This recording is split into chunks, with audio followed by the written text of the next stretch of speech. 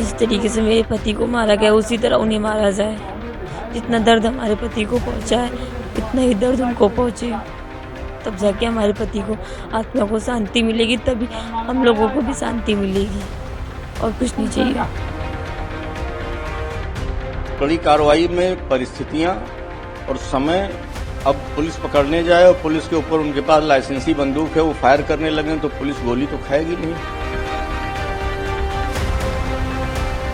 वे तो परिस्थितियां तय करेंगी कि किन परिस्थितियों में मुलजिम गिरफ्तार हो रहा है। ये हैं बहराइच हिंसा में मारे गए रामगोपाल मिश्रा की पत्नी रोली मिश्रा, जिन्होंने रो रो कर यूपी के सीएम योगी आदित्यनाथ से अपने लिए न्याय मांगा था। 15 अक्टूबर को रोली अपने सास ससुर के साथ सीएम योगी से मिलने पहुंची थी। रोली मिश्रा चाहती थी कि जैसे उनके पति को मारा गया वैसा ही बदला लिया जाए। सीएम के आगे हाथ जोड़कर न्याय की गुहार लगाते रामगोपाल के पिता भी रोने लगे। आप इन तस्वीरों को गौर से देखिए, कैसे एक बूढ़े पिता सीएम योगी के सामने अपने बेटे के लिए न्याय मांग रहे हैं। इस दौरान पीड़ित परिवार के साथ महसी विधायक सुरेश्वर सिंह भी मौजूद थे। रोली मिश्रा और उनके परिवार वालों के सीएम योगी से मिलने के महज 2 दिनों बाद बहराइच में दुर्गा पूजा मूर्ति विसर्जन के दौरान हुई हिंसा और फिर रामगोपाल मिश्रा की हत्या करने वाले 2 आरोपियों का एनकाउंटर हो गया है। इन दोनों आरोपियों के नाम सरफराज और तालीम बताए जा रहे हैं। जिन दोनों आरोपियों का एनकाउंटर हुआ है वे नेपाल भागने की फिराक में थे। दावा किया जा रहा है कि सरफराज और तालीम बहराइच हिंसा में मारे गए रामगोपाल मिश्रा की हत्या में शामिल थे। वहीं पुलिस ने अब तक इस मामले में कुल 5 आरोपियों को गिरफ्तार किया है। महाराजगंज में जो 13/10 को बहुत दुखद और दुर्दांत घटना हुई थी, जिसमें युवक को गोली मार के हत्या कर दी गई थी, उसी के क्रम में हमारी टीम ग्राउंड पे काम कर रही थी। सभी अभियुक्तों की हमें तलाश थी, तो आज 5 मुख्य अभियुक्त पुलिस के कब्जे में आ गए हैं, जिनमें से 2 अभियुक्त जो हैं, जिनका नाम है मोहम्मद तालीम उर्फ सबलू और मोहम्मद सरफराज उर्फ रिंकू। इनकी निशानदेही पे पुलिस की टीम्स मर्डर वेपन की रिकवरी के लिए गई थी, जो कि इन्होंने नेपाल बॉर्डर के समीप नानपारा क्षेत्र में छुपा कर रखी थी। और वहाँ पर जब गई तो जो DBBL गन मर्डर में उपयुक्त यूज़ हुई थी, उसको लोडेड हालत में रखा गया था और एक और अवैध असला इनके द्वारा वहाँ पे छिपाया गया था और इनके द्वारा पुलिस पर फायरिंग की गई। आत्मरक्षा में की गई जवाबी फायरिंग में इन दोनों को भी गोली लगी है। ये घायल हुए हैं, इनको उपचार उपलब्ध पुलिस द्वारा करा दिया गया है। और बाकी 3 अन्य मुख्य अभियुक्त भी अब्दुल हमीद और उनके पुत्र फाहिम तथा मोहम्मद अफजल, इनकी भी गिरफ्तारी हुई है। और इनसे की गई पूछताछ के आधार पर जो अन्य अभियुक्तों की जानकारी हुई है, उन पर भी निरंतर हमारी टीम्स काम कर रही है। शीघ्र उनकी भी गिरफ्तारी। अच्छा मैम, एक चीज़ जानकारी की, जैसे जिस तरीके से एक अफवाह उड़ रही है कि जो मृतक है उसके नाखून वगैरह उखाड़ दिए गए हैं, कई तरह की भ्रामक खबरें चल रही हैं।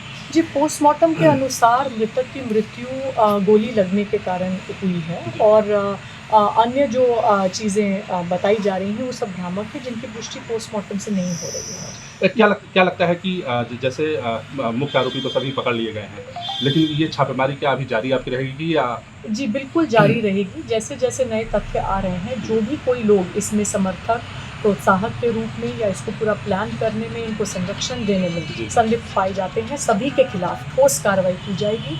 इस घटना में संलिप्त सभी अभियुक्तों के खिलाफ रासुका के तहत एवं अन्य ठोस कार्रवाई जल्द ही अमल होगी। मृतक रामगोपाल मिश्रा के परिवार वालों से मिलने के बाद सीएम योगी ने यह साफ किया था कि अक्षम्य घटना के दोषियों को किसी भी कीमत पर बख्शा नहीं जाएगा। उसके बाद से ही यह माना जाने लगा था कि इस मामले में पुलिस कोई सख्त कदम उठा सकती है। सीएम योगी से मिलने के बाद महसी विधायक सुरेश्वर सिंह ने कड़ी कार्रवाई के बारे में क्या जानकारी दी थी, ये सुनिए। सर, आज आपने मुख्यमंत्री योगी आदित्यनाथ जी से मुलाकात करी, पीड़ित परिवार को भी आप साथ में लेके आए, किस तरह की बातचीत रही, क्या कुछ बात हुई? पीड़ित परिवार मिला माननीय मुख्यमंत्री जी से, माननीय मुख्यमंत्री जी ने ही बुलवाया था अपनी ओर से।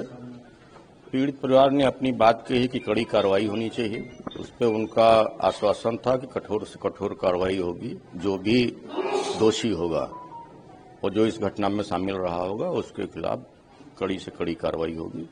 दूसरा, परिवार को 10 लाख रुपए की आर्थिक सहायता, एक मुख्यमंत्री आवास, शौचालय, आयुष्मान भारत का कार्ड और जितनी भी सरकारी योजनाएं हैं उनसे उस परिवार को लाभान्वित किया जाएगा।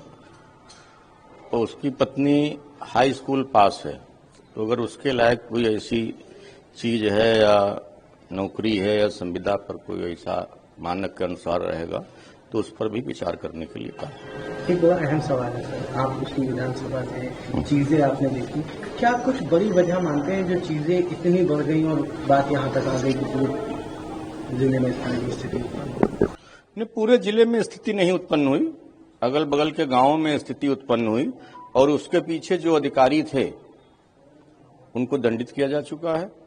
जांच हो रही, जो शेष बचे हैं उनको भी बहुत जल्द ही दंडित किया जाएगा। एक आखिरी सवाल रहेगा सर, जिस तरह से पीड़ित परिवार ने मुलाकात करी, क्या लग रहा है पीड़ित परिवार के लिए भी बातचीत करी? उन्होंने बताया कि हम मांग करते हैं कि जो दोषी है उनका एनकाउंटर किया जाए, उसके साथ उन्होंने ये भी नहीं, वो कड़ी कार्रवाई करने की बात की। अब कड़ी कार्रवाई में परिस्थितियां और समय, अब पुलिस पकड़ने जाए और पुलिस के ऊपर उनके पास लाइसेंसी बंदूक है, वो फायर करने लगे तो पुलिस गोली तो खाएगी नहीं। वे तो परिस्थितियां तय करेंगी कि किन परिस्थितियों में मुलजिम गिरफ्तार हो रहा है। दुर्गा पूजा मूर्ति विसर्जन के दौरान 13 अक्टूबर को बहराइच में मचे बवाल के बाद रामगोपाल मिश्रा की गोली मारकर हत्या कर दी गई। हालांकि यूपी के सीएम योगी आदित्यनाथ ने 15 अक्टूबर को रोली मिश्रा और रामगोपाल मिश्रा के माता पिता से मिलकर उन्हें न्याय दिलाने का भरोसा दिलाया था और इसके 2 दिन बाद आरोपियों के एनकाउंटर की खबर आ गई। आरोपियों के बारे में और जानकारी दे रहे हैं हमारे संवाददाता।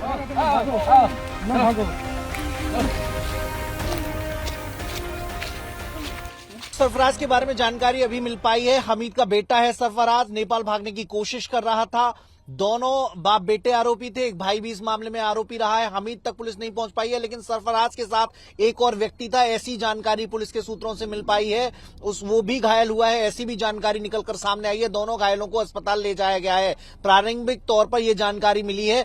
हालांकि चूंकि जहां पर घटना घटी है वहां पर पुलिस का पहरा है, हॉस्पिटल में भी पुलिस का पहरा है, किसी को जाने नहीं दिया जा रहा। तो ऐसे में अभी उसका स्वास्थ्य कैसा है वो जानकारी नहीं मिल पाई है, लेकिन लगातार कोशिश की जा रही थी। एसटीएफ की टीम और बहराइच पुलिस मिलकर हमीद और उसके दोनों बेटे सरफराज की तलाश कर रही थी। जानकारी ये मिली थी कि अपने रिश्तेदारों के सहयोग से नेपाल भागने की कोशिश कर रहा है। बीते 3 दिनों से अपने रिश्तेदारों के साथ छिपा बैठा था सरफराज। हमीद कहां है उसकी पड़ताल भी की जा रही है। दूसरा व्यक्ति कौन था उसकी जानकारी अभी थोड़ी देर में पुलिस साझा करेगी, लेकिन महत्वपूर्ण बात यह है कि सरफराज ही उस इलाके में अपना रसूख रहा करता था। उसी के घर पर यह हत्याकांड को अंजाम दिया गया। उसकी बंदूक से निकली गोली, हमीद के हाथ में भी जो बंदूक थी, उसका भाई भी बंदूक चला रहा था, ऐसी जानकारी मिल पाई है। दोनों के हाथ में अवैध असला थे और इन्हीं में से एक जब हमीद ने गोली चलाई उससे रामगोपाल मिश्रा की मौत हुई थी। तो सरफराज का उस इलाके में रसूख माना जाता था। उसी की शह पर इस पूरे जो माहौल खराब करने की, तनाव पैदा करने की कोशिश हुई थी। जब पुलिस को लोकेशन मिली, लोकेशन मिलने पर पुलिस वहां पहुंची। ये नेपाल भागने की कोशिश कर रहा था। पुलिस ने सरेंडर करने को कहा। जो पुलिस टीम वहां पर मौजूद थी, सरफराज को देखते हुए सबसे पहले पुलिस ने सरफराज से सरेंडर करने को कहा। जवाब में सरफराज ने पुलिस पर फायरिंग की, ऐसी जानकारी मिली है सूत्रों के हिसाब से। और जब सरफराज ने पुलिस पर फायरिंग की अपने अवैध असला से, तो पुलिस ने जवाबी फायरिंग की अपने बचाव में और उसमें सरफराज के गोली लगी है। ये जानकारी निकलकर सामने आई है और उसके बाद सरफराज को हॉस्पिटल ले जाया गया है। पुलिस की पहरेदारी में उसे हॉस्पिटल ले जाया गया है। जो तमाम लोग आरोप लगा रहे हैं कि पुलिस ने गोलीबारी की और इनकाउंटर पर हर बार जो सवालिया निशान पुलिस की कार्यशैली पर लगाए जाते हैं, उनको ये पता होना चाहिए कि जब बदमाश अपराधी पुलिस पर फायरिंग करते हैं तो मजबूरी में पुलिस फायरिंग करती है, और ऐसा इस घटना में भी देखने को मिला है। लगातार कोशिश की जा रही थी ट्रेस करने की, मोबाइल कॉल रिकॉर्ड भी खंगाले गए थे। जो हमीद के आसपास रहने वाले लोग हैं, जो रिलेटिव्स हैं, उन्हें भी बुलाकर पुलिस ने पूछताछ की थी। उससे कुछ इनपुट मिले थे कि हमीद और उसके बेटे अपने रिश्तेदारों के यहां शरण लिए हुए हैं और नेपाल में जो उनके रिलेटिव्स रहते हैं वहां भागने की कोशिश कर सकते हैं। जब पुलिस के पास पुख्ता जानकारी मिली तब पुलिस ने घेराबंदी करने की पूरी स्ट्रेटजी बनाई और नेपाल से सटे इलाके में जब नहर के किनारे उनकी मौजूदगी देखी